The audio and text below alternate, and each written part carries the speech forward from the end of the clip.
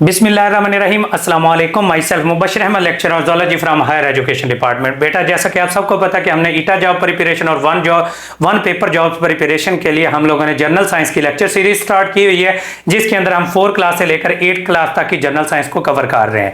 8 class के पहले 2 chapter cover हो चुके हैं, इकोलॉजी और नर्वस सिस्टम से रिलेटेड। आज जो हम चैप्टर पढ़ने जा रहे हैं ये बहुत इंपॉर्टेंट है, वेरिएशन और जेनेटिक्स के हवाले से है, जिसके अंदर हेरिडिटी की डेफिनेशन, जेनेटिक्स की डेफिनेशन, जीन्स क्या होती है, डीएनए क्या होता है, माइटोसिस और मियोसिस, सेल डिवीजन, इसके बारे में हम डिटेल में पढ़ेंगे।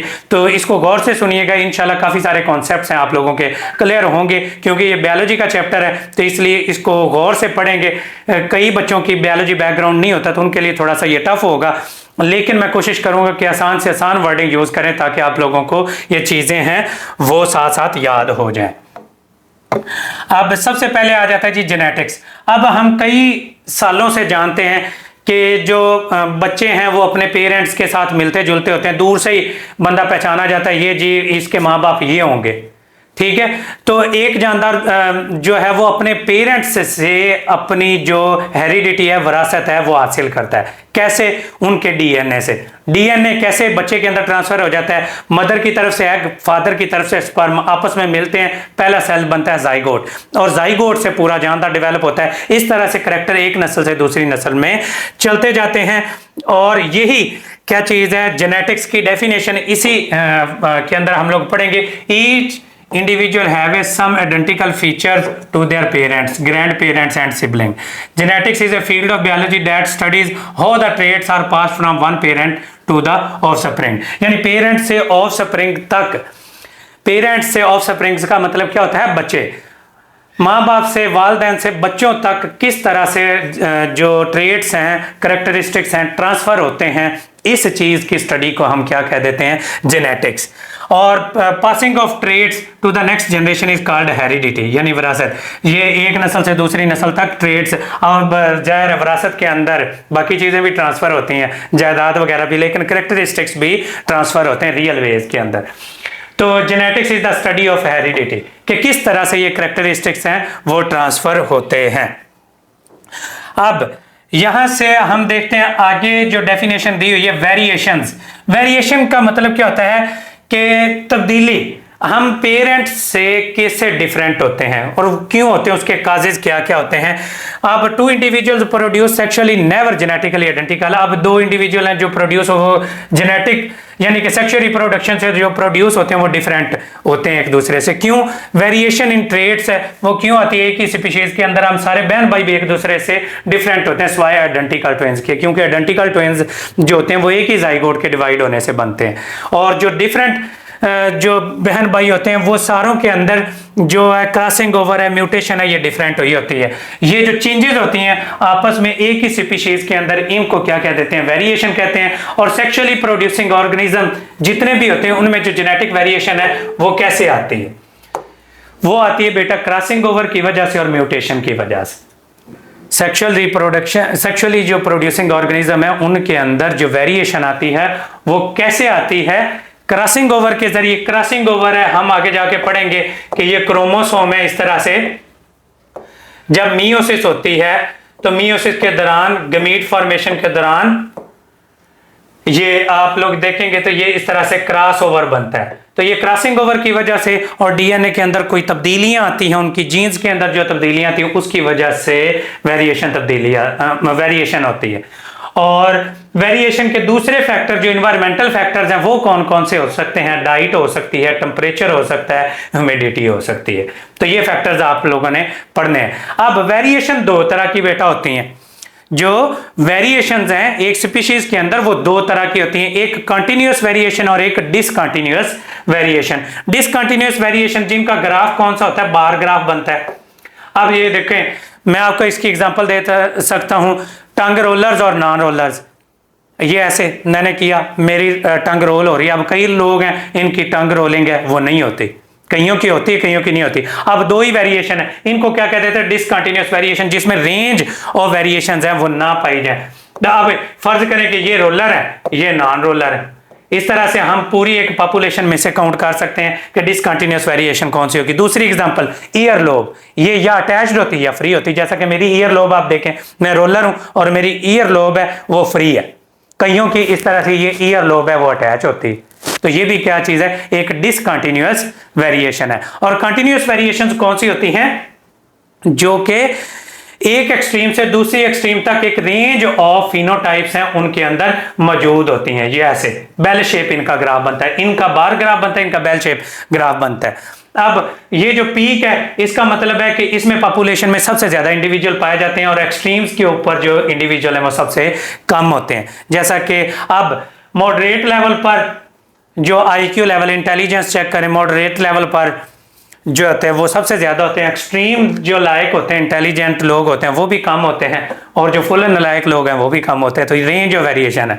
इसी तरह से स्किन कलर है, फुल ब्लैक से फुल वाइट तक कितने सारे शेड्स हैं ये मौजूद होंगे। तो स्किन कलर हो गया, इंटेलिजेंस हो गया, ये कौन सी होती हैं, कंटिन्यूअस वेरिएशंस होती हैं। और ह्यूमन की हाइट है वो भी एक कंटिन्यूअस वेरिएशन के अंदर आती है। ये स्किन कलर्स की एग्जांपल दी हुई है। ये टंग रोलिंग, ये डिसकंटिन्यूअस वेरिएशन है, ये कंटिन्यूअस वेरिएशन है। ये ईयर लोब अटैच और फ्री वाली ये भी कौन सी है, डिसकंटिन्यूअस वेरिएशन होती हैं। अडॉप्टेशन क्या होती है, एक स्पीशीज है वो अपने इन्वायरमेंट के अंदर किस तरह से फिट तरीके से रह सकती है, सर्वाइव कर सकती है अपने इन्वायरमेंट के अंदर अडॉप्ट करके। Adaptation is the mechanism by which a species become fit to its environment, कि वो उसका अपने इन्वायरमेंट के अंदर जो सर्वाइवल रेट है वो बहुत ज्यादा हो जाए, उसका रिप्रोडक्शन रेट है वो बहुत ज्यादा हो जाए और अपने इन्वायरमेंट के अंदर फिट हो जाए, उसको क्या कह देते हैं, अडॉप्टेशन। तो ये अडॉप्टेशन की डेफिनेशन आप लोगों को आ सकती है। Adaptation is the mechanism by which a species become fit into its environment. ठीक है, individual of A species differ in many traits. अब हर जानदार के अंदर जो ट्रेट्स हैं वो डिफरेंट होते हैं, कुछ सर्वाइव कर जाते हैं, कुछ नहीं करते। ठीक है, जो अपनी नस्ल को आगे बढ़ा जाते हैं, अपने इन्वायरमेंट के अंदर स्ट्रांग होते हैं, वो अपनी नस्ल को आगे चलाते रहते हैं, वो आगे सर्वाइव कर जाते हैं, दूसरे नहीं। मैं आपको एग्जांपल दे सकता हूँ इंसानों की स्पीशीज के अंदर ही, जैसा कि ख्वाजा सरा है, पैदा हो गए, हमारे इन्वायरमेंट के अंदर फिट नहीं है, उनकी पॉपुलेशन है वो आगे बढ़ती ही नहीं, वो क्योंकि एनवायरनमेंट के अंदर फिट नहीं है, क्योंकि सेक्सुअली रिप्रोड्यूस नहीं कर सकते, तो वो क्या है, वो आगे नस्ल बढ़ा नहीं सकते, तो वो एनवायरनमेंट के अंदर अडॉप्टेड नहीं है, ना ही फिट है, वो आगे रिप्रोड्यूस नहीं कर सकते। तो हम अडॉप्टेशन, बायोलॉजिकली अडॉप्टेड ऑर्गेनिज्म उसको बोलते हैं जो कि रिप्रोड्यूस करके अपने जैसे आगे और बच्चे पैदा करके अपनी नस्ल को बढ़ा सके और अपने एनवायरनमेंट के अंदर सक्सेसफुली रह सके। तो यही आ जाता है कि मोर अडॉप्टिव कैरेक्टरिस्टिक्स जो होते हैं वो सर्वाइवल रेट को बढ़ा देते हैं। वेल अडॉप्टेड ऑर्गेनिज्म जो होते हैं वो ज्यादा देर तक रहते हैं, उनको रिप्रोड्यूस करने का चांस है वो बढ़ जाता है, और यही स्पीशीज हैं वो सक्सेसफुल होती हैं अडॉप्टेशन के अंदर। आगे आ जाती है, अडॉप्टेशन दो तरह की जनरली होती हैं, एक बिहेवियरल अडॉप्टेशन और एक होती है स्ट्रक्चरल अडॉप्टेशन। स्ट्रक्चरल कोई फिजिकल बॉडी का पार्ट चेंज हो जाए, ये स्ट्रक्चरल अडॉप्टेशन। और बिहेवियरल अडॉप्टेशन कौन सी होती है, जो कि किसी बॉडी के जो इन्वायरमेंट के अंदर रिस्पॉन्ड है उसकी जो बिहेवियर के अंदर क्या क्या चेंजेस आती है। एग्जांपल हम देख लेते हैं, जो अब जैसा कि स्ट्रक्चरल अडॉप्टेशन है हम प्लांट्स के अंदर देख लेते हैं जी। प्लांट्स हैं जो डेजर्ट के अंदर पाए जाते हैं, उनके अंदर जो पत्ते हैं वो अपने ना होने के बराबर पत्ते रखते हैं, जैसा कि कैक्टस प्लांट अपने पत्ते गिरा देता है गर्मियों के अंदर खास तौर पर, और पानी को अपने अंदर स्टोर कर लेता है। पानी को स्टोर करने के लिए उसके अंदर टिश्यूज मौजूद हैं और पत्ते उसने गिरा दिए ताकि ट्रांसपायरेशन है वो कम से कम हो, पानी कम से कम उड़े, सरफेस एरिया उनका कम से कम हो जाए ताकि गर्मी के अंदर वो सर्वाइव कर सके। ये क्या होगी, स्ट्रक्चर में उन्होंने चेंज की, तो ये स्ट्रक्चरल अडॉप्टेशन है। आगे बिहेवियरल अडॉप्टेशन, जैसा कि सीजनल माइग्रेशन है, बर्ड्स हैं सर्दियों के अंदर ये साइबेरिया से और रशियन स्टेट्स से परिंदे उड़ते हैं, ये हमारे नॉर्दर्न एरियाज में और इसके अलावा वेटलैंड्स के ऊपर आके उतरते हैं। तो ये जो माइग्रेशन है ये बिहेवियरल अडॉप्टेशन। बिहेवियरल अडॉप्टेशन क्या है, और भी सांप है हमेशा अपने आप को लपेट के बैठता है ताकि एनर्जी है वो डेसिपेट ना हो। ठीक है, हम सर्दियों में अपने आप को इस तरह से बाजुओं को बांध के रख लेते हैं, ये बिहेवियर में चेंज कर रहे हैं ना। तो ये बिहेवियरल अडॉप्टेशंस होती हैं जो कि इन्वायरमेंट के अंदर की जाती हैं और इन्वायरमेंट के अंदर बंदा अडॉप्ट रहता है। आगे एक डिफरेंट टॉपिक आ गया कि ये जेनेटिक्स को कंट्रोल कौन कर रहा होता है, डीएनए। अब क्रोमोसोम और डीएनए एक टॉपिक है बहुत इंपॉर्टेंट। ये क्रोमोसोम होता है एक, ये भी क्रोमोसोम ही है, लेकिन ये सिंगल क्रोमोसोम है, ये डुप्लीकेटेड क्रोमोसोम है, यानी डिवाइड हुआ हुआ है। क्रोमोसोम के दरमियान वाला हिस्सा जहां पर इसकी आर्म्स अटैच होती हैं उसको सेंट्रोमेयर कहते हैं, और ये जो ऊपर आर्म्स मौजूद होती हैं इनको क्या कह देते हैं, क्रोमेटिड का नाम बोल देते हैं। अब हर स्पीशीज के अंदर जो क्रोमोसोम की तादाद है वो हमेशा सेम होती है, ऑलमोस्ट सेम होती है। एक नॉर्मल इंडिविजुअल में अगर क्रोमोसोम की तादाद में चेंज हो तो उसको क्या देते हैं, क्रोमोसोमल एब्रेशंस, और उससे बीमारियां फैलती हैं। तो अब इंसानों के अंदर कितने क्रोमोसोम है, तो 8वीं क्लास है तो हम पढ़ेंगे, तो इसलिए इतनी डिटेल के अंदर इसमें नहीं जाते। बायोलॉजी में पढ़े तो बहुत डिटेल के अंदर ये टॉपिक्स मौजूद है। इंसानों के अंदर 46 क्रोमोसोम हर सेल के अंदर मौजूद होते हैं, पहला एमसीक्यूज।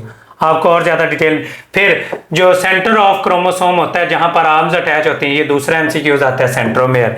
तीसरा एमसीक्यूज, क्रोमोसोम बने किस चीज के होते हैं, क्रोमोसोम दो चीजों से मिलकर बनते हैं, डीएनए और प्रोटीन से।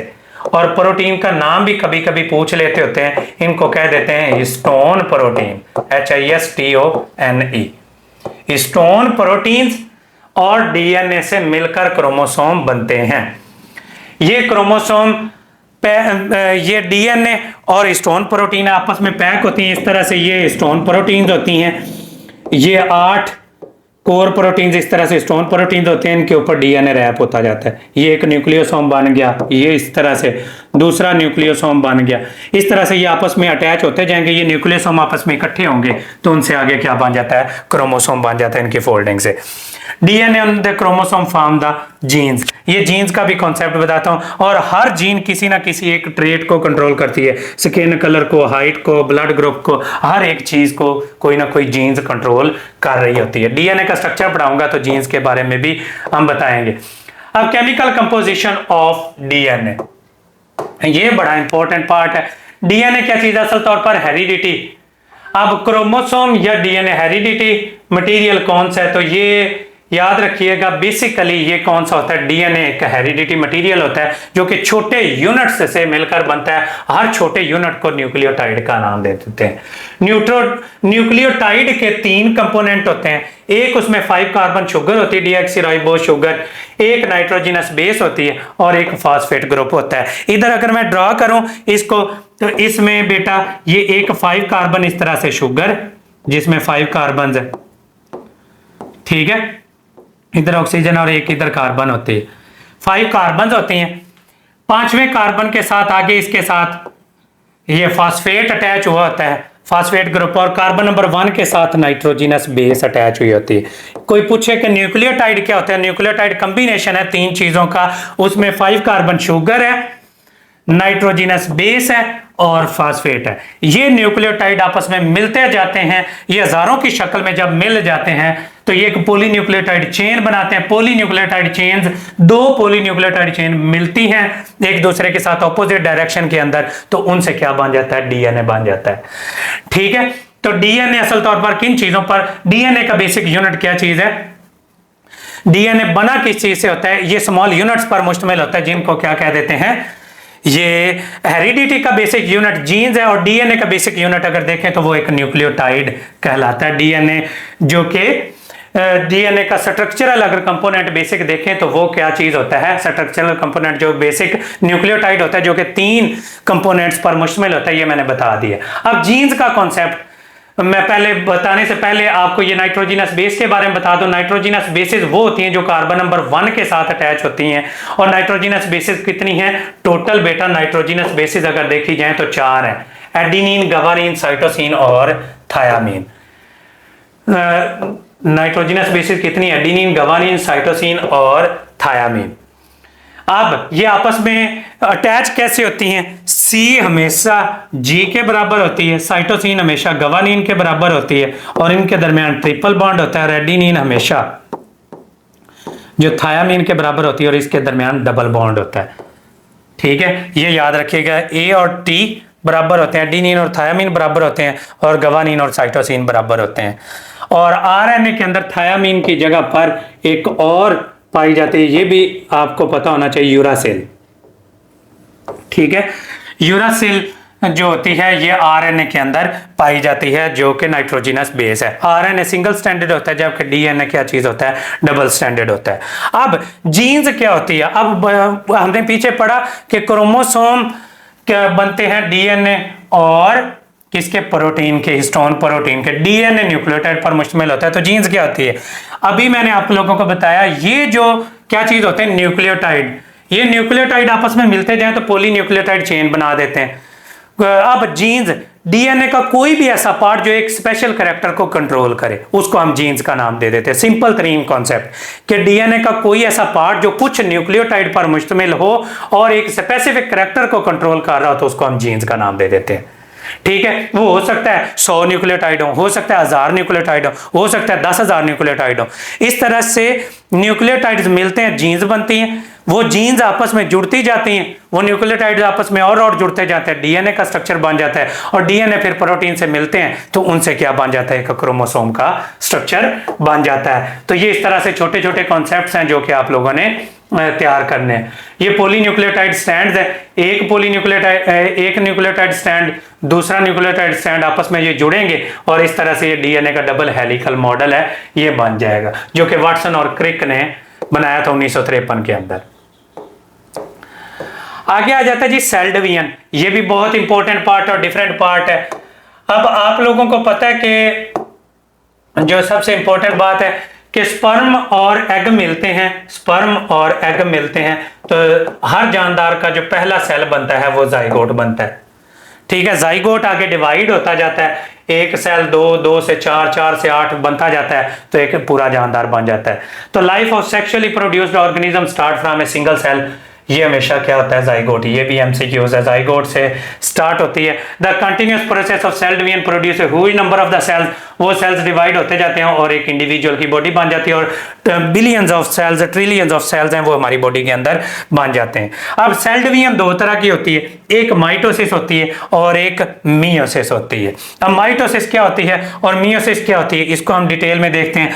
तो माइटोसिस की सबसे पहले तो डेफिनेशन आपको पता होनी चाहिए। Type of cell division in which number of chromosome remain same in daughter cell as that of the parent cell. फर्ज करें कि सेल डिवाइड हुआ, जितने क्रोमोसोम, ऐसी सेल डिवीजन जिसमें नंबर ऑफ क्रोमोसोम जितने डॉटर सेल में बनते हैं उतने ही पेरेंट सेल में, और एक सेल से 2 सेल बनते हैं। तो सिंपल सी डेफिनेशन है, the type of cell division in which number of chromosome remain same in the daughter cell as that of the parent cell, इसको हम क्या कह देते हैं, माइटोसिस का नाम दे देते होते हैं। तो इधर आप देख लेते हैं इस क्लास में क्या बताया। Mitosis is a cell division, 2 identical cells, daughter cells produce होते हैं जिनमें नंबर ऑफ क्रोमोसोम की तादाद पेरेंट सेल के जितनी होती है। माइटोसिस जरूरी क्यों है, माइटोसिस की इंपॉर्टेंस क्या है, ये अब हमने ग्रो करना है, छोटे से हम बड़े होते हैं, किसकी वजह से, माइटोसिस की वजह से होते हैं। डेवलपमेंट होती है, एक जाइगोट से पूरा जानदार बनना, बेबी की डेवलपमेंट होना, ये भी माइटोसिस के जरिए। हीलिंग ऑफ वाउंड, कोई जख्म का भरना, ये भी माइटोसिस के जरिए होता है। रीजनरेशन, जो बॉडी के नए पार्ट्स रीजनरेट हो जाते हैं, वो भी। एसेक्सुअल रिप्रोडक्शन जितनी भी, ये सारी की सारी माइटोसिस के जरिए होती है, क्योंकि नंबर ऑफ क्रोमोसोम बिल्कुल सेम होते हैं, इसमें कॉपीज ऑफ सेल्स हैं वो प्रोड्यूस हो रही होती हैं। और इसको हम 2 हिस्सों में डिवाइड कर देते हैं। माइटोसिस की जर्नल 2 डिवीजन होती हैं, एक साइटोकाइनेसिस और एक होती है कैरियोकाइनेसिस। एक कौन सी होती है, साइटोकाइनेसिस। माइटोसिस को हम 2 हिस्सों में डिवाइड कर देते हैं इस तरह से। माइटोसिस में उसको एम लिख रहा हूं, माइटोसिस को हम 2 हिस्सों में डिवाइड कर देते हैं। एक होती है जी कैरियोकाइनेसिस, के से, एक साइटोकाइनेसिस, सी से। कैरियोकाइनेसिस को आगे पी मैट लफ्ज याद रख लो, पी एम ए और T. Prophase, metaphase, anaphase, telophase. Karyokinesis को आगे 4 फेजेज में डिवाइड किया गया, प्रोफेज, मेटाफेज, एनाफेज और टीलोफेज। और आगे साइटोकाइनेसिस, साइटोकाइनेसिस में एक सेल से 2 सेल बन जाते हैं। अब प्रोफेज क्या होता है, अब आगे जिसमें जो होता है सारे का सारा, इन सबसे पहले कौन सी चीज होती है सेल डिवीजन में, क्या होती है, इंटरफेज। इंटरफेज के अंदर क्या होता है, सेल अपने डीएनए की कॉपियां तैयार कर लेता है। आगे फिर सेल डिवीजन है, वो किस में आ जाती है, माइटोसिस के अंदर। वो कैसे होती है, सबसे पहले आ जाती है जी प्रोफेज। प्रोफेज के अंदर जो डीएनए जो होता है, वो क्रोमोसोम है, वो क्या होना शुरू हो जाते हैं, टाइटली पैक होना शुरू हो जाते हैं, कंडेंस होना शुरू हो जाते हैं, और क्रोमाटिड्स हैं वो नजर आना शुरू हो जाते हैं, न्यूक्लियर मेम्ब्रेन है वो खत्म हो जाते हैं। ये देखें, ये एक नॉर्मल सेल था, इसके अंदर ये इस तरह से क्रोमोसोम खुली हुई फॉर्म में मौजूद थे, कोई समझ नहीं आ रही थी। जैसे ही ये प्रोफेज में एंटर होता है, प्रोफेज के अंदर क्या क्या चेंजेस आती हैं, 4-5 चेंजेस आती हैं। एक तो न्यूक्लियर मेम्ब्रेन ब्रेक डाउन हो जाती है, ये न्यूक्लियर मेम्ब्रेन है खत्म हो गई, ये खत्म हो जाती है। फिर ये जो होते हैं स्पिंडल फाइबर्स हैं ये बनना शुरू हो जाते हैं, ये स्पिंडल फाइबर्स बनना शुरू हो गए। क्रोमोसोम्स हैं स्पिंडल फाइबर्स के साथ अटैच होना शुरू हो जाते हैं और क्रोमोसोम कंडेंस होना शुरू हो जाते हैं। तो ये काम होता है प्रोफेज के अंदर। ये टाइटली क्वाइल हो जाते हैं, डीएनए ऑलरेडी रेप्लिकेट होता है, 2-2 क्रोमाटिड्स हैं और वो अटैच हो जाते हैं सेंट्रोमेयर पोजीशन से, किसके साथ, स्पिंडल फाइबर्स के साथ, और न्यूक्लियर मेम्ब्रेन डिसअपीयर हो जाती है। तो 5-6 चेंजेस हैं ये आती हैं। मेटाफेज में क्या होता है, मेटाफेज में ये क्रोमोसोम है एक लाइन में आ जाते हैं, ये स्पिंडल फाइबर्स बने और ये एक लाइन में जब आ जाते हैं सेंट्रोमेयर के साथ अटैच हुए होते हैं, तो ये एक मेटाफेज प्लेट बना देते हैं, दरमियान में इकट्ठे हो जाते हैं, तो ये मेटाफेज स्टेज होती है। सिर्फ क्रोमोसोम इधर उधर जो मौजूद होते हैं वो एक लाइन में जब आ जाते हैं उसको मेटाफेज कहते हैं। एनाफेज में जो सेंट्रोमेयर की पोजीशन से ये जो सिस्टर क्रोमाटिड्स हैं एक दूसरे से अलग होना शुरू हो जाते हैं। ये इधर मैं सेल अगेन बनाता हूं ताकि आपको कॉन्सेप्ट है वो क्लियर हो जाए। बाकी आप इसकी वो देख सकते हैं, क्या कहते हैं, एनिमेशन बड़ी जबरदस्त बनी होती है, उससे आपके कॉन्सेप्ट हैं और क्लियर हो जाएंगे। ये एक सेल था, इसमें ये स्पिंडल फाइबर्स थे। एनाफेज के अंदर ये जो सिस्टर क्रोमाटिड्स हैं एक दूसरे से अलग अलग होना शुरू हो जाते हैं। ये डबल हुए थे, तो ये देखो ये टूट के एक दूसरे से अलग हो जाते हैं। तो एनाफेज के अंदर क्या होता है कि सेंट्रोमेयर स्प्लिट होता है और सिस्टर क्रोमाटिड ऑपोजिट पोल की तरफ मूव करना शुरू कर देते हैं। टीलोफेज रिवर्स ऑफ प्रोफेज होता है, इसके अंदर क्रोमोसोम जो क्वाइल अप हुए थे वो अनक्वाइल होना शुरू हो जाएंगे, जो न्यूक्लियर मेम्ब्रेन है वो दोबारा बनना शुरू हो जाएगी और 2 न्यूक्लियाई हैं वो सेल के अंदर बनना शुरू हो जाएंगे और साइटोकाइनेसिस में एक सेल से 2 सेल बन जाएंगे। तो माइटोसिस क्या चीज है, असल तौर पर एक टाइप ऑफ सेल डिवीजन है जिसमें नंबर ऑफ क्रोमोसोम सेम रहते हैं और एक सेल से 2 सेल बनते हैं और इसको जनरली 2 हिस्सों में डिवाइड किया गया, कैरियोकाइनेसिस और साइटोकाइनेसिस। कैरियोकाइनेसिस को 4 हिस्सों में आगे डिवाइड किया गया, प्रोफेज, मेटाफेज, एनाफेज और टीलोफेज। और साइटोकाइनेसिस क्या होती है, एक सेल से 2 सेल बनना। आगे जाती जी meiosis. Meiosis is a type of cell division in which number of chromosome remain half. ये जैसा कि सबसे पहले ये जो 46 हैं ये आगे रह जाते हैं जी 23, ठीक है, इसलिए मियोसिस 1 को रिडक्शन डिवीजन भी कहते हैं। आगे फिर ये आगे फर्दर डिवाइड होते हैं माइटोटिकली और इनसे एक एक सेल से 2-2 सेल और बन जाते हैं। तो एक सेल से 4 सेल बनते हैं और नंबर ऑफ क्रोमोसोम क्या हो जाते हैं, आधे रह जाते हैं। तो वो टाइप ऑफ सेल डिवीजन जिसमें नंबर ऑफ क्रोमोसोम हाफ रह जाए as that of the parent cell, single division के बजाय डबल डिवीजन बने हो और एक सेल से 4 सेल बने, नंबर ऑफ क्रोमोसोम आधे रह जाएं, तो इसको क्या कह देते हैं, मियोसिस का नाम दे देते होते हैं। और ये कब होती है, जब गैमीट्स बन रहे होते थे एनिमल्स के अंदर और प्लांट्स के अंदर, जब स्पोर बन रहे होते हैं। ये स्पर्म और एग बनने का जो प्रोसेस है स्पर्मेटोजेनेसिस और ओवोजेनेसिस, उसमें मियोसिस होती है। अगर ये हाफ ना हो तो हमारे नंबर ऑफ क्रोमोसोम अगली जनरेशन में सेम रहेंगे नहीं, क्योंकि 23 का ही स्पर्म होता है, 23 का ये एग होता है, तो आगे 46 क्रोमोसोम है वो दोबारा मेंटेन हो जाते हैं। अगर ये ना बनते, आधे ना होते, तो हमारे अंदर ये सेक्सुअल रिप्रोडक्शन में फिर हो ही नहीं पानी थी। और उसके अलावा ये मियोसिस के अंदर क्रॉसिंग ओवर होती है। क्रॉसिंग ओवर की वजह से क्या होती है, वेरिएशंस पैदा होती हैं, जो कि हमने चैप्टर के स्टार्ट में भी पढ़ी थी। अब मियोसिस को 2 हिस्सों में डिवाइड कर देते हैं, मियोसिस 1 और मियोसिस 2।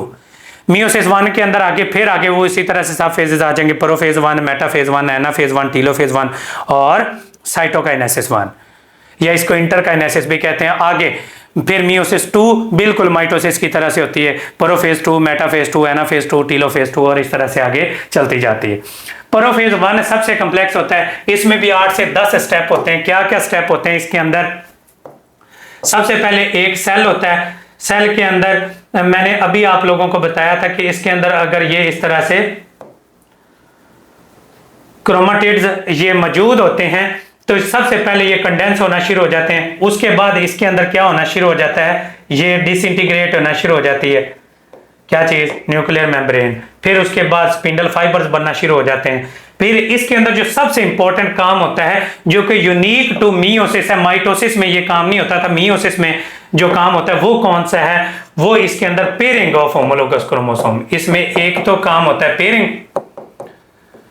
पेयरिंग कैसे होती है, ये होमोलोगस क्रोमोसोम जो कि एक जैसे क्रोमोसोम होते हैं वो एक दूसरे के सामने होते हैं और आते हैं और एक दूसरे के साथ इस तरह से पेयर अप हो जाते हैं। तो ये पेयरिंग ऑफ होमोलोगस क्रोमोसोम होती है, ये इसके अंदर एक यूनिक काम है। और दूसरा इनके अंदर बेटा क्या होती है, क्रॉसिंग ओवर इस तरह से हो जाती है, ये जैसा कि मैंने क्रॉस ओवर बना दी है। ये पॉइंट जहां से क्रॉसिंग ओवर होती है इसको क्याज़-मेटा कहते हैं। ये क्याज़-मेटा वाले पॉइंट से ये क्रॉसिंग ओवर हो रही, क्रॉस ओवर हो गया, इसकी वजह से वेरिएशन पैदा होगी। इसमें दो यूनिक काम हुए, एक पेयरिंग ऑफ होमोलोगस क्रोमोसोम और दूसरा क्या काम होता है, ये क्रॉसिंग ओवर होती है। ये देख लो, क्रॉसिंग ओवर की वजह से आगे वेरिएशन पैदा होती है। ये फिर पेयर्स अरेंज हो जाते हैं दरमियान में, ये देखो ये प्रोफेज 1 था, ये फिर दरमियान में अरेंज हो गया, मेटाफेज 1 एक दूसरे से सेपरेट हो गया होमोलोगस क्रोमोसोम, एनाफेज 1, टीलोफेज 1 में ये जो है वो न्यूक्लियस रीबिल्ट होना शुरू हो गया और साइटोकाइनेसिस 1 के अंदर एक सेल से 2 सेल बन गए। तो क्रोमोसोम 4 थे, 4 से 2 रह गए, तो मियोसिस 1 को इस वजह से रिडक्शन डिवीजन कहते हैं। और मियोसिस 2 के अंदर वो आगे सिस्टर क्रोमेटिड एक दूसरे से सेपरेट हो जाएंगे, बिल्कुल माइटोसिस की तरह से, एक सेल से 2 सेल, फिर एक सेल से 2 सेल। तो टोटल शुरू यहां से हुआ, एक सेल से 4 सेल बनते हैं, नंबर ऑफ क्रोमोसोम आधे रह जाते हैं। सेक्सुअल रिप्रोडक्शन है वो मियोसिस की वजह से होती है। इस टाइप ऑफ सेल डिवीजन को क्या कह देते हैं, मियोसिस कहते हैं। इसमें दो यूनिक काम होते हैं, पेयरिंग ऑफ होमोलोगस क्रोमोसोम जिसको साइनेप्सिस भी कहते हैं, और ये टेट्राड भी कहलाते हैं क्योंकि 4 सिस्टर क्रोमेटिड्स हैं वो इकट्ठे हो जाते हैं। और उसके बाद क्रॉसिंग ओवर का काम है वो इसके अंदर हो रहा होता है। लो जी, मेरा ख्याल है ये चैप्टर हो गया फिनिश। और ये क्रॉसिंग ओवर दिखाई हुई है, क्रॉस ओवर किस तरह से ये होती है नॉन सिस्टर होमोलोगस क्रोमोसोम्स के अंदर। आगे आ जाते हैं जी इसके ये MCQ, which one of the following is a continuous variation. ABO blood group system है, डिसकंटीन्यूअस है। फ्री और अटैच्ड डिसकंटीन्यूअस है। टंग रोलिंग डिसकंटीन्यूअस है। तो इंटेलिजेंस क्या हो गया जी, कंटीन्यूअस वेरिएशन की एक एग्जांपल है। The chromosome chemically composed of, अभी मैंने बताया था डीएनए और हिस्टोन प्रोटीन से मिलकर बनता है। एनालिसिस ऑफ डीएनए, अगर 30% एडेनिन है तो 30% इसके अंदर क्या होगी, गवानीन होगी। The amount of the guanine of the nucleotide वो इसके ऑलमोस्ट इक्वल होती है। और आगे क्या आ गया जी, which of the following is not a component of the nucleotide. Nucleotide में 3 कंपोनेंट होते थे, मैंने आपको बताया था, फास्फेट, राइबो शुगर और आगे क्या होती है जी, नाइट्रोजिनस बेस। तो जीन्स इसका न्यूक्लियोटाइड का पार्ट नहीं है। विच of the following made the different meiosis from mitosis. Meiosis से माइटोसिस डिफरेंट क्यों है, इसकी रीजन क्या है। ठीक है, मियोसिस के अंदर क्रॉसिंग ओवर होती है जो कि माइटोसिस में नहीं होती। The biological trait, for each biological trait के लिए कौन सी चीज, हर बायोलॉजिकल ट्रेट को कौन कंट्रोल कर रहा होता है, कि जीन्स कंट्रोल कर रही होती है। All of the following involve the mitosis except, mitosis में सब होता है सवाए गमीट फॉर्मेशन के। गमीट फॉर्मेशन हमेशा, या स्पोर फॉर्मेशन है वो हमेशा मियोसिस के दौरान होती है। The constantly changing environment, the survival of the species is depended upon more variations, इसमें वेरिएशंस हैं वो ज्यादा होती हैं। अगर पी प्लांट के गमीट के अंदर 7 क्रोमोसोम है तो पूरे इंडिविजुअल में कितने क्रोमोसोम होंगे, 14, क्योंकि एक गमीट के अंदर हाफ क्रोमोसोम होते हैं। पेयरिंग ऑफ होमोलोगस क्रोमोसोम किस में होती है, प्रोफेज 1 ऑफ मियोसिस। और क्रॉसिंग ओवर कहां पर होती है, वो भी प्रोफेज 1 ऑफ मियोसिस में होती है। तो ये चैप्टर हुआ फिनिश, 8वीं क्लास का 3rd चैप्टर भी कंप्लीट हो गया। इंशाल्लाह नेक्स्ट चैप्टर है बायोटेक्नोलॉजी का, तो तब तक के लिए दीजिए इजाजत, अल्लाह हाफिज। और अगर आप लोग हमारा ग्रुप ज्वाइन करना चाहते हैं तो डिस्क्रिप्शन में दिए गए नंबर के ऊपर रब्ता करके आप लोग हमें ज्वाइन कर सकते हैं। बाकी best of luck to all of you, thank you so much.